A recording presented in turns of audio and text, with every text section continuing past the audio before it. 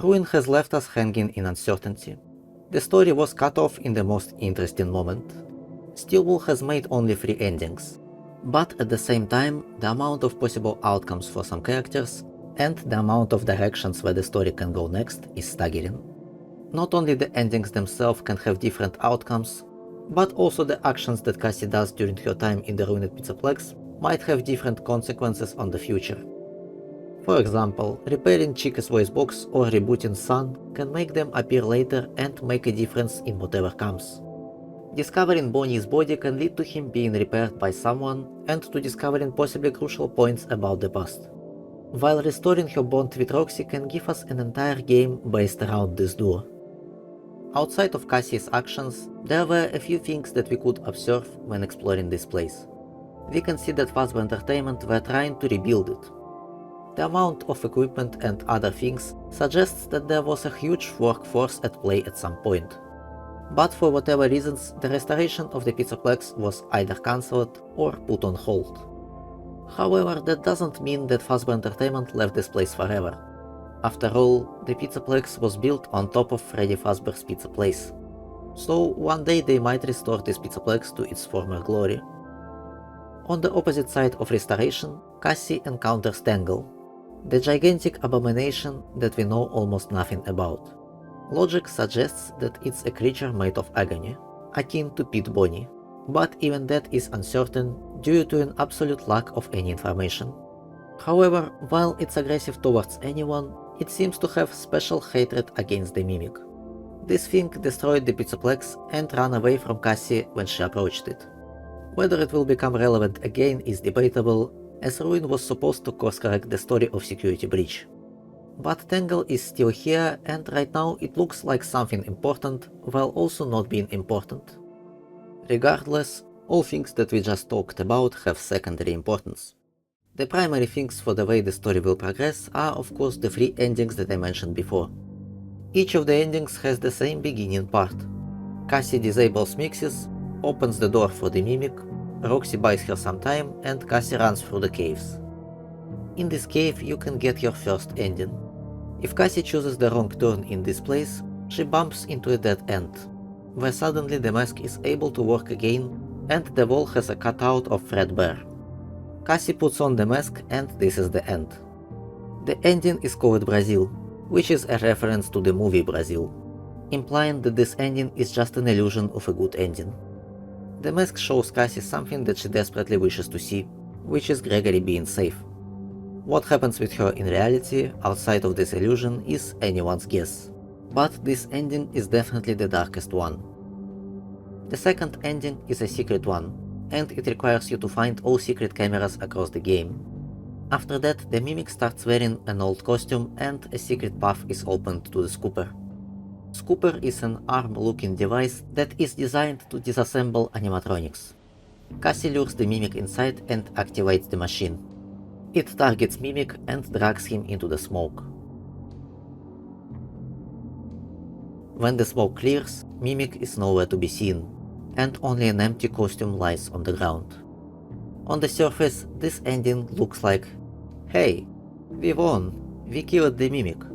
But then you realize that this guy has appeared in the games for the first time, and he's the main villain, and the story is not over, so he definitely doesn't die here. The third and the main ending of Ruin is the elevator ending, where Cassie fully follows Gregory's guidance.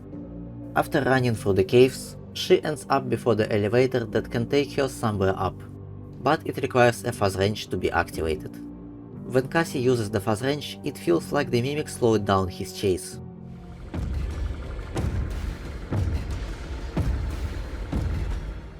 The implication here is that he wanted Cassie to start the elevator for him to escape. But when it turned out to be too late to get inside, he puts his hand through the fence and loses it. And it is most likely that he let it loose himself, because we know from the books that he can transform his body when needed. Finally, when the elevator starts to go up, Gregory makes contact via the elevator loudspeaker. The main point that causes debates here is who actually dropped the elevator in the end. Some believe that the first half of the speech was Gregory, and that after the interference it was the Mimic. Some believe that it was Gregory all the way, because in the game files these voice lines are marked as Gregory, whereas Mimic's voice lines when he was pretending to be Gregory were marked as Grimmick. And some believe that it was the Mimic all the way, because the camera is illuminated in orange, which is the Mimic's signature color. After the credits, Roxy calls Cassie by her name, giving us a chance that Roxy survived.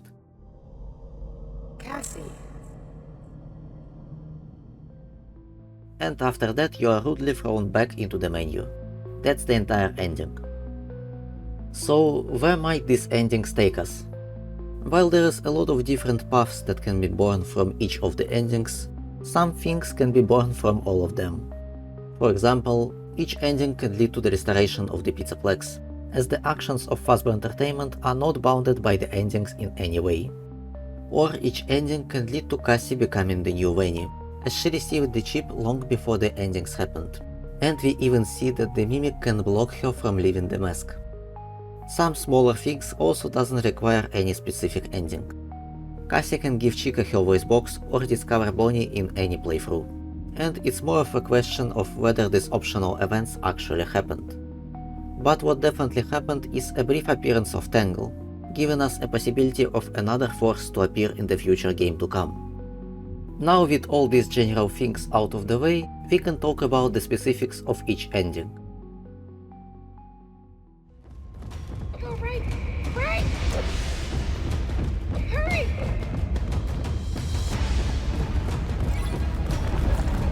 Dad, I'm okay. I found a spot to hide.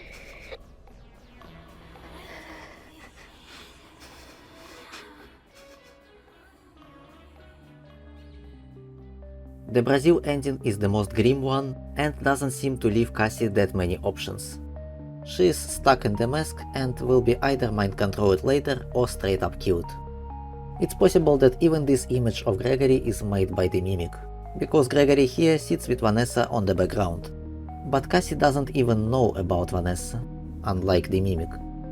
And as if it wasn't bad enough, this ending also doesn't give Roxy much chances to survive. The Scooper ending has its own can of features and questions. In this ending, Mimic wears the costume, that presumably represents Gregory. And to try to deal with him, Cassie must run to the Scooper room that has opened after activating secret cameras throughout the Pizzaplex. The way to the elevator is blocked, so it's impossible to miss the Scooper room. How did the Scooper end up here and who built it is a question that I guess we will leave for the future games to answer. After the Scooper drags Mimic into the smoke, all that is left is an empty costume. And although it seems like this is supposedly a victory, the Mimic Endo is nowhere to be seen. And the music tells us everything that we need to know. The story of Ruin has no good ending, and this music perfectly encapsulates it.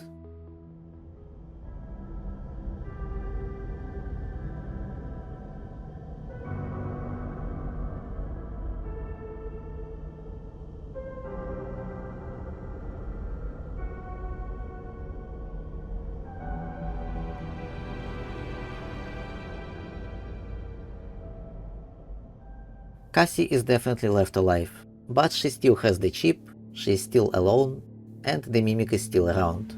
This was not a victory. And if the Mimic retreated back where he came from, Roxy again doesn't have much chances to survive. The elevator ending has the most setups for the future. One of the main talking points about this ending is who dropped the elevator. But even if we will be able to answer this question, it won't change that much in the terms of what we can expect to happen next.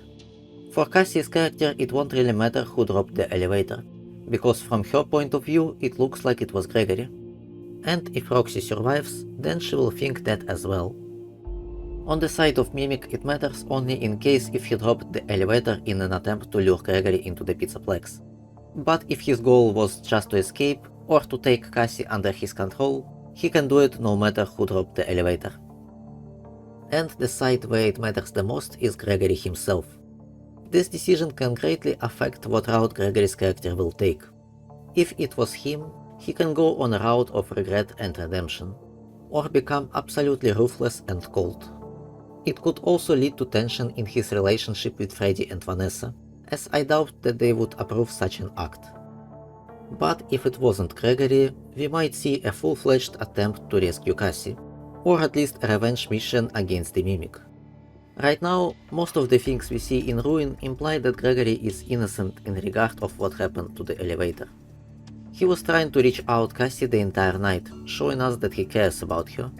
He was leading her to the exit, the intercom connection was interrupted for a brief moment, the camera has an orange light on it, he would probably have been stopped by Vanessa, who was right next to him, and as a small addition, there is the battery that was powering the elevator, which Mimic could easily break.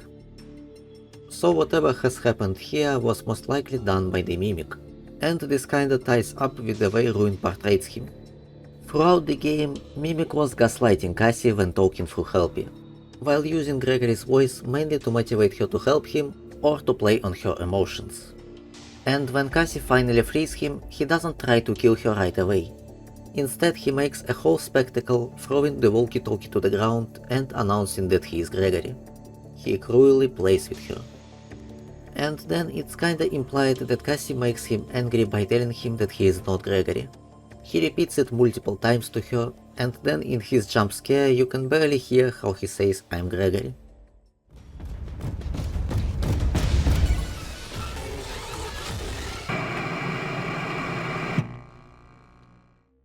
He might also be angry that everything went not as planned.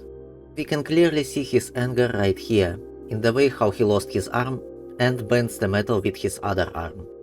So despite being a machine, Mimic is prone to, as some could say, losing his shit.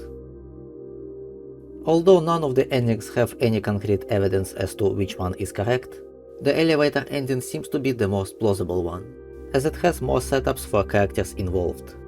And it would be strange to trade it for any of the others, as they don't really offer that many possibilities. The last interesting part in all of this is that it's possible that we will have 5 different sides in this conflict. First side is Fazbear Entertainment, who obviously will have their own plans for the Mimic, Glamrocks, and for those who knows too much. The second side is Gregory, Vanessa and Freddy, the main trio of survivors from Security Breach.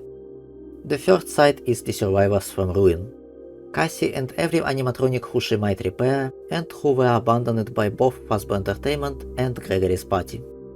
The fourth side is the Mimic and everyone whom he might take under his control, be it humans or animatronics. And the fifth side is Tangle and possibly other creatures made of agony that might appear. Of course, these parties are not set in stone and some of them can work together. Mimic can take control over survivors from Ruin or Fazbear Entertainment. Survivors from Ruin can forgive Gregory and his party and unite into one group. Tangle can become an ally to survivors depending on what goal it has, and so on. But all of this is just one big speculation. For now, that's all that can be said about the endings of Security Breach Ruin. Tell me in the comments if you think that I missed some important details, and thank you for watching.